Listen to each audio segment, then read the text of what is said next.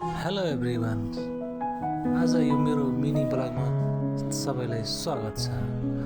आज म बुढी छोरी मिलेर चितवन घुम्न गएको। चितवनमा हामीहरू मिलेर बोटिङ गरेको।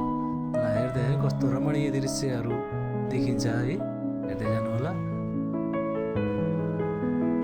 पछाडिपट्टि कस्तो स्पिडमा चलिरहेको मोटर।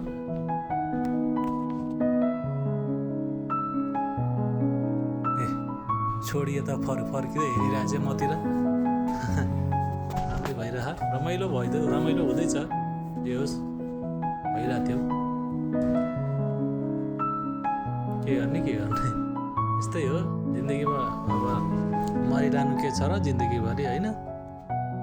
टाइम पायो भने यसो टाइम निकालेर घुमिहाल्न पर्छ। जिन्दगीभरि काम गर्न त छँदैछ है।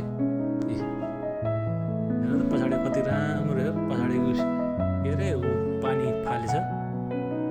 हेर्दै जानु, हेर्नु त यस्तै घुमिराख्नुपर्छ है, टाइममा समय निकालेर है। म त घुम्छु हेर्न। समुद्र जस्तै छाल आइरह।